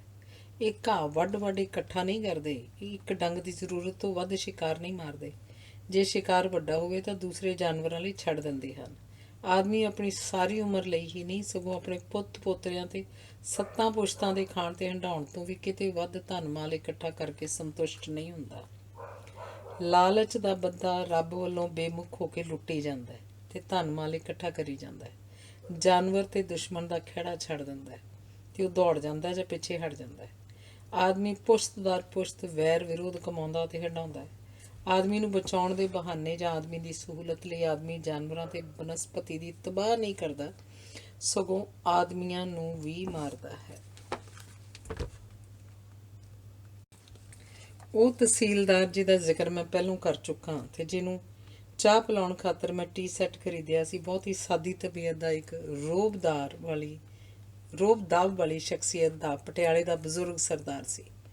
ਉਹਨੇ ਚਾਹ ਪਿਆਲਿਆਂ ਵਿੱਚ ਪੀਤੀ ਨਾ, ਇਹ ਕਹਿ ਕੇ ਕੱਚ ਦੇ ਗਲਾਸ 'ਚ ਚਾਹ ਪੀਤੀ ਕਿ ਮੈਨੂੰ ਚੀਨੀ ਦੇ ਪਿਆਲੇ 'ਚ ਚਾਹ ਸਵਾਦ ਨਹੀਂ ਲੱਗਦੀ। ਵੈਸੇ ਇਹ ਆਦਤ ਮੈਂ ਕਈਆਂ ਦੀ ਵੇਖੀ ਹੈ। ਅਕਾਲੀ ਲੀਡਰ ਸਰਦਾਰ ਸੁਖਜਿੰਦਰ ਸਿੰਘ ਜੋ ਪੰਜਾਬ ਦਾ ਸਿੱਖਿਆ ਮੰਤਰੀ ਵੀ ਰਿਹਾ ਹੈ, ਜਦ ਮੈਂ ਪਟਿਆਲੇ ਵਾਈਸ ਚਾਂਸਲਰ ਹੁੰਦਾ ਸੀ, ਉਹ ਵੀ ਪਿਆਲੇ 'ਚ ਚਾਹ ਨਹੀਂ ਸੀ ਪੀਂਦਾ, ਭਾਵੇਂ ਕਿੱਡੀ ਪਾਰਟੀ ਜਾਂ ਸਮਾਗਮ ਹੋਵੇ। ਕਾਰਨ ਪੁੱਛਣ 'ਤੇ ਸਰਦਾਰ ਹੋਰਾਂ ਦੱਸਿਆ ਕਿ ਜੇ ਪਿਆਲਾ ਹੋਵੇ ਤਾਂ ਬੜੀਆਂ ਬੜੀਆਂ ਮੁੱਛਾਂ ਚਾਹ 'ਚ ਡੁੱਬ ਜਾਂਦੀਆਂ। ਖੈਰ ਇਸ ਤਹਿਸੀਲਦਾਰ ਦੀ ਤਾਂ ਇਹ ਸਾਦਗੀ ਸੀ। ਮੈਂ ਬੜਾ ਨਿਰਾਸ਼ ਹੋਇਆ ਕਿ 7 ਰੁਪਏ ਖਰਚ ਕੇ ਟੀ ਸੈੱਟ ਵੀ ਲਿਆਂਦਾ, ਪਰ ਇਸ ਸ਼ਰੀਫ ਆਦਮੀ ਨੇ ਚਾਹ ਗਲਾਸ 'ਚ ਹੀ ਪੀਤੀ। ਇਸ ਸਾਦਗੀ ਦਾ ਸਬੂਤ ਹੋਰ ਵੀ ਹੈ ਕਿ ਜਦ ਦੁਪਹਿਰ ਦਾ ਖਾਣਾ ਖਾਣ ਲੱਗੇ ਤਾਂ ਸਬਜ਼ੀ ਦਾ ਸਾਰਾ ਡੋਂਗਾ ਚੁੱਕ ਕੇ ਆਪਣੇ ਅੱਗੇ ਰੱਖ ਲਿਆ। ਅਸੀਂ ਬਾਕੀ ਦੇ 3 ਬੰਦਿਆਂ ਵੀ ਕੁਝ ਨਾ ਕਿਹਾ ਅਤੇ ਰੋਟੀ ਦਾਲ ਨਾਲ ਹੀ ਖਾ ਲਈ। ਥੋੜ੍ਹੇ ਚਿਰ ਪਿੱਛੋਂ ਜਦ ਅਸੀਂ ਤੀਜਾ ਹਿੱਸਾ ਖਾਣਾ ਖਾ ਚੁੱਕੇ ਤਾਂ ਕਹਿਣ ਲੱਗਾ ਕਿ ਸਬਜ਼ੀ ਕੁਝ ਜ਼ਿਆਦਾ ਸੀ। ਮਨੀ ਸਿੰਘ ਕਾਫੀ ਮੂੰਹ ਫਟ ਹੁੰਦਾ ਸੀ। ਕਈ ਵਾਰੀ ਕਹਿਣ ਲੱਗਾ, ਜਦ ਤੁਸੀਂ ਸਾਰਿਆਂ ਦੀ ਸਬਜ਼ੀ ਇਕੱਲਿਆਂ ਹੀ ਲੈ ਲਈ ਤਾਂ ਜ਼ਿਆਦਾ ਤਾਂ ਹੋਣੀ ਸੀ। ਉਹ ਤੁਹਾਡਾ ਭਲਾ ਹੋ ਜਾਏ, ਮੈਂ ਤਾਂ ਇਹ ਸੋਚਿਆ ਹੀ ਨਹੀਂ, ਤਹਿਸੀਲਦਾਰ ਸਾਹਿਬ ਬੋਲੇ। ਪਰ ਕਈ ਗੱਲਾਂ 'ਚ ਇਹ ਬਜ਼ੁਰਗ ਬਹੁਤ ਸਮਝਦਾਰ ਸਨ। ਇੱਕ ਵਾਰ ਅਸੀਂ ਦੋਹਾਂ ਨੇ ਸੋਲਨ ਤੋਂ ਕੰਢਾ ਘਾਟ ਜਾਣਾ ਸੀ। ਹਨੇਰਾ ਹੋ ਗਿਆ, ਕੋਈ ਬੱਸ ਵੀ ਨਾ ਰਹੀ, ਸਭ ਜਾ ਚੁੱਕੀਆਂ ਸਨ। ਮੈਨੂੰ ਕਹਿਣ ਲੱਗੇ, ਇਉਂ ਕਰ, ਉਹ ਟਰੱਕਾਂ ਵਾਲੇ ਹਨ, ਤੂੰ ਜਾ ਕੇ ਉਹਨਾਂ ਨੂੰ ਕਹਿ ਕਿ ਤਹਿਸੀਲਦਾਰ ਸਾਹਿਬ ਨੇ ਕੰਢਾ ਘਾਟ ਜਾਣਾ ਹੈ। ਜੇ ਕੋਈ ਜਾ ਰਿਹਾ ਤਾਂ ਨਾਲ ਲੈ ਜਾਏ। ਮੈਂ ਕਿਹਾ ਕਿ ਤੁਸੀਂ ਆਪ ਹੀ ਚੱਲ ਕੇ ਕਿਉਂ ਨਹੀਂ ਕਹਿੰਦੇ। ਮੇਰਾ ਕਿਹਾ ਸ਼ਾਇਦ ਮੰਨਣ ਜਾਂ ਨਾ ਮੰਨਣ। ਕਹਿਣ ਲੱਗੇ ਤੂੰ ਹਾਲੇ ਬੱਚਾ ਹੈ, ਅਣਜਾਣ ਹੈ, ਮੈਂ ਕੀ ਕਹਾਂ ਕਿ ਮੈਂ ਤਹਿਸੀਲਦਾਰ ਹਾਂ। ਮੈਨੂੰ ਕਹਿਣਗੇ ਜਾ ਵੱਡਾ ਤਹਿਸੀਲਦਾਰ, ਅਸੀਂ ਨਹੀਂ ਲਿਜਾਂਦੇ। ਤਾਂ ਮੈਂ ਕੀ ਉਹਨਾਂ ਦੀ ਲੱਤ ਭੰਨ ਦਿਆਂਗਾ। ਆਦਮੀ ਨਾਲੋਂ ਆਦਮੀ ਦਾ ਨਾਂ ਵੱਡਾ ਹੁੰਦਾ ਹੈ। ਮੈਂ ਜਾ ਕੇ ਜਦ ਕਿਹਾ ਤਾਂ ਕਿ ਹੈ ਬਈ ਕੋਈ ਕੰਡਾ ਘਾਟ ਜਾਣ ਵਾਲਾ, ਤਹਿਸੀਲਦਾਰ ਸਾਹਿਬ ਨੇ ਜਾਣਾ। ਜਿਨ੍ਹਾਂ ਨੇ ਨਹੀਂ ਵੀ ਜਾਣਾ ਸੀ ਉਹ ਵੀ ਤਿਆਰ ਹੋ ਗਏ ਜਾਣ ਨੂੰ। ਇੱਕ ਬੜਾ ਕੰਮ ਦਾ ਸਬਕ ਸਿਖਾਇਆ ਉਸ ਬਜ਼ੁਰਗ ਨੇ ਮੈਨੂੰ। ਮੈਂ ਬਾਅਦ ਦੀ ਜ਼ਿੰਦਗੀ ਵਿੱਚ ਵੀ ਦੇਖਿਆ ਕਿ ਮੇਰੇ ਕਹੇ ਨਾਲੋਂ ਮੇਰਾ ਨਾਂ ਲੈ ਕੇ ਲੋਕਾਂ ਦੇ ਕੰਮ ਸੌਖੇ ਕਰਵਾ ਲਏ। ਮੇਰੀ ਚਿੱਠੀ ਦਾ ਅਸਰ ਵੀ ਮੇਰੇ ਕਹੇ ਨਾਲੋਂ ਵੱਧ ਹੁੰਦਾ ਹੈ। ਅਵਲ ਤਾਂ ਮੈਂ ਕਦੀ ਸਿਫਾਰਿਸ਼ ਕੀਤੀ ਨਹੀਂ, ਜੇ ਕਿਤੇ ਕਰਨੀ ਪੈ ਜਾਏ ਤਾਂ ਸਿਰਫ ਇਹੋ ਸਿਫਾਰਿਸ਼ ਕਰਦਾ ਰਿਹਾ ਕਿ ਇਹਦਾ ਹੱਕ ਨਾ ਮਾਰਿਆ ਜਾਏ। ਆਮ ਤੌਰ 'ਤੇ ਇਸ ਮਾਮਲੇ ਵਿੱਚ ਵੀ ਮੇਰੀ ਚਿੱਠੀ ਜ਼ਿਆਦਾ ਅਸਰਦਾਰ ਹੁੰਦੀ ਵੇਖੀ ਹੈ। ਮੈਂ ਜ਼ਿੰਦਗੀ 'ਚ ਇਹ ਸੱਚ ਹੀ ਸਾਬਤ ਹੋਇਆ। ਉਸ ਬਜ਼ੁਰਗ ਦਾ ਕਿਹਾ ਕਿ ਕਿਸੇ ਵੱਡੇ ਆਦਮੀ ਨਾਲੋਂ ਉਹਦਾ ਨਾਂ ਵੱਡਾ ਹੁੰਦਾ ਹੈ। ਇੱਥੇ ਸਬਾਥੂ ਵਿੱਚ ਇੱਕ ਥਾਣੇਦਾਰ ਮੇਰਾ ਦੋਸਤ ਬਣ ਗਿਆ। ਬੜਾ ਜਿੰਦਾ ਦਿਲ ਸੀ। ਉਹਨੂੰ ਸ਼ਿਕਾਰ ਖੇਡਣ ਦਾ ਬੜਾ ਸ਼ੌਕ ਸੀ। ਇੱਕ ਵਾਰ ਕਹਿਣ ਲੱਗਾ ਕਿ ਤੈਨੂੰ ਪਤਾ ਮਹਾਰਾਜੇ ਸ਼ਿਕਾਰ ਕਿੱਦਾਂ ਖੇਡਦੇ ਸੀ। ਜਦ ਮੈਂ ਕਿਹਾ ਨਹੀਂ ਤਾਂ ਕਹਿੰਦਾ ਕਿ ਪਰਸੋਂ ਆਪਾਂ ਸ਼ਿਕਾਰ 'ਤੇ ਚੱਲਾਂਗੇ, ਕੱਲ੍ਹ ਨੂੰ ਮੈਂ ਤਿਆਰੀ ਕਰ ਲੈਣਾ। ਮੈਂ ਕਦੀ ਜੋ ਉਹ ਸ਼ਿਕਾਰ ਬਾਰੇ ਕਹਿੰਦਾ ਸੀ ਵੇਖਿਆ ਨਹੀਂ ਸੀ। ਮੈਂ ਕਿਹਾ ਠੀਕ ਹੈ। ਉਹਨੇ ਸਬਾਥੂ ਕਸਬੇ ਦੀਆਂ ਜੋ 5-7 ਲਾਇਸੈਂਸੀ ਬੰਦੂਕਾਂ ਸੀ ਦੂਜੇ ਦਿਨ ਮੰਗਵਾ ਲਈਆਂ। ਤੀਜੇ ਦਿਨ ਅਸੀਂ ਤੁਰ ਪਏ ਸ਼ਿਕਾਰ ਨੂੰ। ਇੱਕ ਵਧੀਆ ਦੁਨਾਲੀ ਸਾਡੇ ਪਾਸ ਤੇ ਬਾਕੀ ਕੁਝ ਸਿਪਾਹੀਆਂ ਕੋਲ ਤੇ 2-4 ਹੋਰ ਸ਼ਿਕਾਰੀਆਂ ਕੋਲ। ਜਦ ਅਸੀਂ ਜੰਗਲ ਦੇ ਨੇੜੇ ਗਏ ਤਾਂ ਕੋਈ 20-25 ਪਹਾੜੀਏ ਵੀ ਜਮ੍ਹਾਂ ਸੀ। ਅਸੀਂ ਕੋਈ ਕੁੱਲ 30-35 ਵਿਅਕਤੀ ਹੋਵਾਂਗੇ। ਇੱਕ ਪਾਸੇ ਅਸੀਂ ਬੰਦੂਕਾਂ ਲੈ ਕੇ ਤਿਆਰ ਹੋ ਜਾਈਏ ਤੇ ਦੂਜੇ ਪਾਸੇ ਇੱਕ ਲੰਬੀ ਲਾਈਨ 'ਚ ਪਹਾੜੀਏ ਡੰਡਿਆਂ ਸੋਟਿਆਂ ਨਾਲ ਝਾੜ ਪਾਉਂਦੇ ਆਉਣ ਤਾਂ ਜੋ ਕੋਈ ਵੀ ਸ਼ਿਕਾਰ ਹੋਏ ਤਾਂ ਸਾਡੇ ਵੱਲ ਨੂੰ ਆ ਜਾਏ। ਸਾਰਾ ਦਿਨ ਇਹੋ ਕੁਝ ਹੁੰਦਾ ਰਿਹਾ। ਸਿਰਫ ਇੱਕ ਜੰਗਲੀ ਮੁਰਗਾ ਉੱਡਿਆ। ਉਸ ਉੱਤੇ 3 ਜਣਿਆਂ ਨੇ ਗੋਲੀ ਚਲਾਈ। ਪਤਾ ਨਹੀਂ ਕਿਹਦੀ ਗੋਲੀ ਨਾਲ ਉਹ ਥੱਲੇ ਡਿੱਗਾ। ਡਿੱਗਦੇ ਸਾਰੀ ਇੱਕ ਪੈਂਥਰ ਨਿਕਲਿਆ ਤੇ ਸਾਡੇ ਵੇਖਦੇ ਵੇਖਦੇ ਮੁਰਗਾ ਚੁੱਕ ਕੇ ਛੁਪ ਗਿਆ। ਕਿਉਂਕਿ ਅਸੀਂ ਵੇਸਲੇ ਖੜੇ ਸਾਂ ਸਾਰੇ ਹੀ, ਕਿਸੇ ਤੋਂ ਉਸ ਉੱਤੇ ਗੋਲੀ ਨਾ ਚੱਲੀ। ਸ਼ਾਮ ਨੂੰ ਜਦ ਅਸੀਂ ਦੂਰ ਇੱਕ ਪਿੰਡ ਵਿੱਚ ਠਹਿਰੇ ਤਾਂ ਸਾਡੇ 30-32 ਬੰਦਿਆਂ ਕੋਲ ਇੱਕ ਵੀ ਸ਼ਿਕਾਰ ਨਹੀਂ ਸੀ। ਪਹਾੜੀਆਂ ਨੇ ਪਤਾ ਨਹੀਂ ਕਿੱਥੋਂ ਇੱਕ ਮੁਰਗਾ ਲਿਆ ਕੇ ਸਾਡੀ 2-4 ਦੀ ਸੇਵਾ ਕੀਤੀ, ਪਰ ਦੂਜੇ ਸਾਰੇ ਵਿਚਾਰੇ ਦਾਲ ਭਾਤ ਖਾ ਕੇ ਸੌਂ ਗਏ। ਇਹ ਮੇਰਾ ਸ਼ਿਕਾਰ ਖੇਲਣ ਦਾ ਪਹਿਲਾ ਤੇ ਆਖਰੀ ਮੌਕਾ ਸੀ। ਮੈਂ ਮਨੀ ਤਾਂ ਖੁਸ਼ ਹੋਈ ਸੀ ਕਿ ਕੋਈ ਜਾਨਵਰ ਨਹੀਂ ਮਰਿਆ। ਮੈਂ ਸਾਹਮਣੇ ਕੋਈ ਜਾਨਵਰ ਮਾਰਿਆ ਜਾਂਦਾ ਨਹੀਂ ਵੇਖ ਸਕਦਾ। ਸਿਰਫ ਇੱਕ ਵਾਰ ਜ਼ਿੰਦਗੀ 'ਚ ਇੱਕ ਮੁਰਗਾ ਮਾਰਿਆ, ਨਹੀਂ ਤਾਂ ਆਪ ਮਾਰ ਕੇ ਮੀਟ ਨਹੀਂ ਖਾਧਾ। ਇੱਕ ਵਾਰ ਛੋਟੇ ਹੁੰਦਿਆਂ ਮੈਂ 6 ਤਿੱਤਰ ਫੜੇ। ਬਾਹਰ ਵਿੱਚ ਲਾਇਲਪੁਰ ਦੇ ਇਲਾਕੇ 'ਚ ਜਦ ਕਣਕਾਂ ਵੱਢ ਲਈਦੀਆਂ ਸੀ ਤਾਂ ਖੇਤ ਦੂਰ ਦੂਰ ਤੱਕ ਬਿਲਕੁਲ ਸਾਫ਼ ਪੱਧਰੇ ਹੋ ਜਾਂਦੇ ਸੀ। ਜਦ ਕੋਈ ਤਿੱਤਰ ਲੱਭ ਜਾਏ ਤਾਂ ਪਿੱਛੇ ਦੌੜ ਕੇ ਫੜ ਲਈਦਾ ਸੀ। ਗਰਮੀਆਂ 'ਚ ਤਿੱਤਰ ਇੱਕੋ ਲੰਬੀ ਉਡਾਰੀ ਮਾਰਦਾ, ਦੂਜੀ ਐਵੇਂ 15-20 ਗਜ ਤੇ ਫਿਰ ਸਿਰਫ ਦੌੜਦਾ ਹੀ ਹੈ। ਜੇ ਖੇਤ ਖਾਲੀ ਹੋਣ ਤਾਂ 5-7 ਮਿੰਟਾਂ ਵਿੱਚ ਹੀ ਇਹ ਫੜਿਆ ਜਾ ਸਕਦਾ ਹੈ। ਇਹ 6 ਤਿੱਤਰ ਮੈਂ ਟੋਕਰਾ ਮੂਧਾ ਮਾਰ ਕੇ ਤਾੜੇ ਹੋਏ ਸਨ। 10-15 ਦਿਨ ਇੰਜ ਰੱਖੇ ਤਾਂ ਇੱਕ ਦਿਨ ਮੇਰੇ ਬਜ਼ੁਰਗਾਂ ਦਾ ਘਰ ਹੁਕਮ ਹੋਇਆ ਕਿ ਅੱਜ ਦੁਪਹਿਰ ਦਾ ਖਾਣਾ ਬਾਹਰ ਮੁਰੱਬੇ ਤਿੱਤਰਾਂ ਦੀ ਦਾਲ ਨਾਲ ਆਵੇ। ਦੁਆਬੀਏ ਆਮ ਤੌਰ 'ਤੇ ਪਿੰਡਾਂ ਵਿੱਚ ਹਰ ਦਾਲ ਸਬਜ਼ੀ ਭਾਜੀ, ਇੱਥੋਂ ਤੱਕ ਕਿ ਮਹਾਂਪ੍ਰਸ਼ਾਦ ਮੀਟ ਨੂੰ ਵੀ ਦਾਲ ਹੀ ਕਹਿੰਦੇ ਸਨ। ਕੋਈ ਸਬਜ਼ੀ ਜਾਂ ਮੀਟ ਘੱਟ ਹੀ ਕਹਿੰਦਾ ਸੀ। ਖਾਸ ਕਰਕੇ ਉਹਨਾਂ ਦਿਨਾਂ 'ਚ ਮੇਰੇ ਮਨ ਵਿੱਚ ਆਇਆ ਕਿ ਇਹਨਾਂ ਵਿਚਾਰਿਆਂ 6 ਤਿੱਤਰਾਂ ਦੀ ਅੱਜ ਜਾਨ ਗਈ। ਇੰਨੇ ਦਿਨ ਕੋਲ ਰੱਖ ਕੇ ਮੈਨੂੰ ਇਹ ਤਿੱਤਰਾਂ ਨਾਲ ਪਿਆਰ ਜਿਹਾ ਹੋ ਗਿਆ ਸੀ। ਮੈਨੂੰ ਬਹੁਤ ਚੰਗੇ ਲੱਗਦੇ ਸੀ। ਮੈਂ ਇਹ ਸੋਚ ਕੇ ਕੁਝ ਉਦਾਸੀ ਮਹਿਸੂਸ ਕੀਤੀ ਤੇ ਸਾਰੇ ਤਿੱਤਰ ਉਡਾ ਦਿੱਤੇ। ਜਦ ਬਜ਼ੁਰਗਾਂ ਨੂੰ ਪਤਾ ਲੱਗਾ ਤਾਂ ਉਹਨਾਂ ਮੈਨੂੰ ਕੁਝ ਵੀ ਨਹੀਂ ਕਿਹਾ ਜਾਂ ਪੁੱਛਿਆ। ਮੈਂ ਸਮਝਦਾ ਕਿ ਆਦਮੀ ਭਾਵੇਂ ਕਿੰਨਾ ਵੀ ਨਿਰਦਈ ਤੇ ਜ਼ਾਲਮ ਹੈ, ਪਰ ਫਿਰ ਵੀ ਕਿਤੇ ਕਿਸੇ ਕੋਨੇ 'ਚ ਉਹਦੇ ਦਿਲ ਵਿੱਚ ਰਸ ਤੇ ਪਿਆਰ ਵੀ ਜ਼ਰੂਰ ਹੁੰਦਾ ਹੈ। ਕਰੀਬੀ ਦਾ ਜੋ ਥੋੜ੍ਹੀ ਦੇਰ ਦੀ ਕਰੀਬੀ ਜਾਂ ਸਾਥ ਨਾਲ ਪਨਪ ਪੈਂਦਾ। ਜਦ ਮੈਂ ਸੁਣਦਾ ਜਾਂ ਪੜ੍ਹਦਾ ਕਿ ਕੁਝ ਦੇਰ ਕਾਬੂ ਵਿੱਚ ਰੱਖ ਕੇ ਅੱਤਵਾਦੀਆਂ ਨੇ ਬੰਦਿਆਂ ਨੂੰ ਛੱਡ ਦਿੱਤਾ ਜਾਂ ਅਗਵਾਕਾਰਾਂ ਨੇ ਨਿਰਦੋਸ਼ ਵਿਅਕਤੀਆਂ ਨੂੰ ਰਿਹਾ ਕਰਤਾ, ਤਾਂ ਮੈਨੂੰ ਇਹ ਗੱਲ ਬਿਲਕੁਲ ਆਪਣੇ ਤਿੱਤਰ ਛੱਡਣ ਵਾਂਗ ਲੱਗਦੀ ਹੈ। ਜੇ ਦੰਗਿਆਂ ਫਸਾਦਾਂ ਵਿੱਚ ਜਾਂ ਗੱਡੀਆਂ ਬੱਸਾਂ 'ਚ ਮਜ਼ਹਬੀ ਜਨੂਨੀਆਂ ਦੇ ਹਮਲੇ ਤੋਂ ਇਹਨਾਂ ਦੇ ਮਜ਼ਹਬ ਦੇ ਹੀ ਗੁਆਂਢੀ ਜਾਂ ਹਮਸਫਰ ਦੂਜੀ ਜਾਤ ਜਾਂ ਮਜ਼ਹਬ ਦੇ ਬੰਦਿਆਂ ਨੂੰ ਬਚਾ ਲੈਂਦੇ ਹਨ, ਅਤੇ ਉਹੀ ਅਪਣੱਤ ਜਾਂ ਪਿਆਰ ਹੈ ਜੋ ਮੈਨੂੰ ਇਹਨਾਂ 6 ਤਿੱਤਰਾਂ ਨਾਲ ਹੋਇਆ। ਜੋ ਅਗਵਾ ਹੋਏ ਵਿਅਕਤੀ ਅਗਵਾਕਾਰਾਂ ਕੋਲ ਲੰਬੇ ਅਰਸੇ ਲਈ ਰਹਿ ਜਾਣ ਤਾਂ ਉਹਨਾਂ ਦੇ ਮਾਰੇ ਜਾਣ ਦੇ ਇਮਕਾਨ ਘੱਟ ਜਾਂਦੇ ਹਨ। ਜ਼ਾਲਮ ਦਾ ਦਿਲ ਵੀ ਨਰਮ ਪੈ ਜਾਂਦਾ ਹੈ। ਹਾਂ, ਇਹ ਥਾਣੇਦਾਰ ਜਿਸ ਨਾਲ ਮੈਂ ਸ਼ਿਕਾਰ ਖੇਡਣ ਗਿਆ ਕਾਫੀ ਅੱਛਾ ਬੰਦਾ ਸੀ। ਜਦ ਮੇਰੇ ਨਾਲ ਉਹਦੀ ਦੋਸਤੀ ਅੱਛੀ ਖਾਸੀ ਹੋ ਗਈ ਤਾਂ ਇੱਕ ਦਿਨ ਮੈਨੂੰ ਕਹਿਣ ਲੱਗਾ ਕਿ ਤੂੰ ਮੈਥੋਂ ਥੋੜ੍ਹਾ ਜਿੰਨਾ ਛੋਟਾ ਹੈ, ਮੈਂ ਤੈਨੂੰ ਇੱਕ ਨੀਤੀ ਦੀ ਗੱਲ ਦੱਸਾਂ। ਮੈਂ ਕਿਹਾ ਦੱਸ। ਤਾਂ ਉਹਨੇ ਕਿਹਾ ਕਿ ਮੇਰੀ ਗੱਲ ਘੁੱਟ ਕੇ ਪੱਲੇ ਬੰਨ੍ਹ ਲੈ। ਪੁਲਿਸ ਵਾਲਾ ਕਿੰਨਾ ਵੀ ਦੋਸਤ ਹੋਵੇ ਜਾਂ ਭਾਵੇਂ ਰਿਸ਼ਤੇਦਾਰ ਵੀ ਹੋਵੇ, ਉਹਨੂੰ ਆਪਣੇ ਰਾਜ਼ ਦੀ ਕੋਈ ਗੱਲ ਨਾ ਦੱਸੀ। ਹੋ ਸਕਦਾ ਉਹਨੇ ਆਪਣੀ ਪੁਲਿਸ ਸਿਖਲਾਈ ਜਾਂ ਪੁਲਿਸੀਆਂ ਦੇ ਵਤੀਰੇ ਨੂੰ ਵੇਖ ਕੇ ਗੱਲ ਕਹੀ ਹੋਵੇ, ਪਰ ਮੈਂ ਕਈ ਵਾਰ ਸੋਚਦਾ ਕਿ ਕੀ ਇਨਸਾਨ ਕਿਸੇ ਕਿੱਤੇ ਵਿੱਚ ਆ ਕੇ, ਪੁਲਿਸ ਹੋਵੇ ਜਾਂ ਫੌਜ ਜਾਂ ਕੋਈ ਹੋਰ ਕਿੱਤਾ, ਇਨਸਾਨ ਨਹੀਂ ਰਹਿੰਦਾ? ਅਤੇ ਵਿਸ਼ਵਾਸਘਾਤ ਸਿਰਫ ਕਿਸੇ ਇੱਕ ਕਿੱਤੇ ਵਿੱਚ ਹੋਣ ਕਾਰਨ ਹੀ ਕਰ ਸਕਦਾ।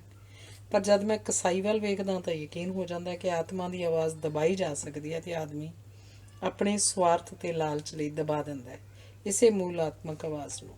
ਛੇਤੀ ਤਕਰੀਬਨ ਸਾਲ ਮਗਰੋਂ ਹੀ ਮੇਰਾ ਦਫ਼ਤਰ ਕੰਡਾ ਘਾਟ 'ਚ ਬਦਲ ਗਿਆ। ਮੈਂ ਅਤੇ ਮੇਰਾ ਦੋਸਤ ਮਨੀ ਸਿੰਘ ਇੱਥੇ ਫਿਰ ਇਕੱਠੇ ਹੋ ਗਏ। ਸਾਡੀ ਬਹੁਤ ਡੂੰਘੀ ਦੋਸਤੀ ਹੋ ਗਈ। ਮੈਂ ਇਸ ਇਨਸਾਨ ਪਾਸੋਂ ਬਹੁਤ ਕੁਝ ਸਿੱਖਿਆ। ਇਹ ਇਨਸਾਨੀ ਕਦਰਾਂ ਕੀਮਤਾਂ ਦਾ ਭੰਡਾਰ ਸੀ। ਇੱਕ ਦੋਸਤ ਦੀ ਦੋਸਤੀ ਕੀ ਹੁੰਦੀ ਹੈ, ਇਸ ਇਨਸਾਨ 'ਚੋਂ ਫੁੱਟ ਪੈਂਦੀ ਸੀ। ਇੱਥੇ ਇੱਕ ਹੋਰ ਇਨਸਾਨ ਨਾਲ ਮੇਰਾ ਵਾਸਤਾ ਪਿਆ। ਇੱਥੇ ਇੱਕ ਸਬ ਡਿਵੀਜ਼ਨ ਅਫਸਰ ਹੁੰਦਾ ਸੀ, ਡੀ ਜੀਆ।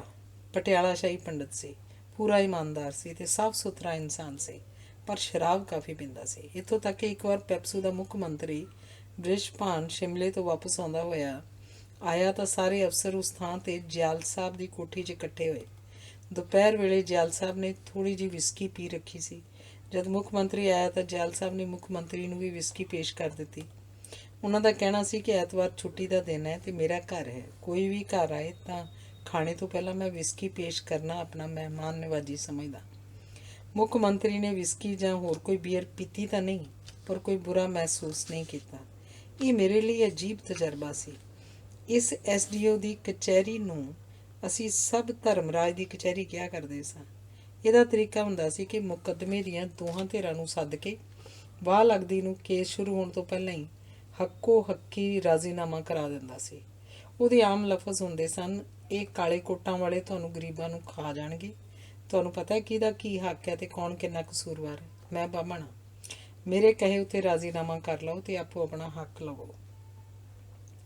ਅੱਧਿਆਂ ਨਾਲੋਂ ਵੱਧ ਮੁਕੱਦਮੇ ਇਸੇ ਤਰ੍ਹਾਂ ਪਹਿਲੀ ਜਾਂ ਦੂਸਰੀ ਪੇਸ਼ੀ 'ਚ ਹੀ ਖ਼ਤਮ ਕਰ ਦਿੰਦਾ ਸੀ। ਸਾਰੇ ਇਲਾਕੇ ਅਤੇ ਕਸਬੇ 'ਚ ਇਸ ਆਦਮੀ ਨੂੰ ਲੋਕ ਦੇਵਤਿਆਂ ਵਾਂਗੂ ਮੰਨਦੇ ਸਨ। ਮੈਂ ਸਮਝਦਾ ਕਿ ਫੈਸਲਾ ਜਾਂ ਨਿਆਂ ਕਰਨ ਵਾਲੀ ਕੁਰਸੀ ਰੱਬ ਬੜੇ ਕਰਮਾਂ ਵਾਲੇ ਨੂੰ ਬਖਸ਼ਦਾ ਹੈ। ਜੇ ਆਦਮੀ ਉਸ ਕੁਰਸੀ ਉੱਤੇ ਬੈਠ ਕੇ ਪੂਰਾ ਨਿਆਂ ਕਰੇ ਤਾਂ ਉਹਨੂੰ ਆਪ ਵੀ ਮਾਨਸਿਕ ਤਸੱਲੀ ਮਿਲਦੀ ਹੈ ਅਤੇ ਲੋਕ ਵੀ ਬੜੀ ਇੱਜ਼ਤ ਕਰਦੇ ਹਨ। ਆਪਣੀ ਜ਼ਿੰਦਗੀ ਆਦਮੀ ਆਪਣੀ ਜ਼ਿੰਦਗੀ ਸਫਲ ਕਰ ਜਾਂਦਾ ਹੈ।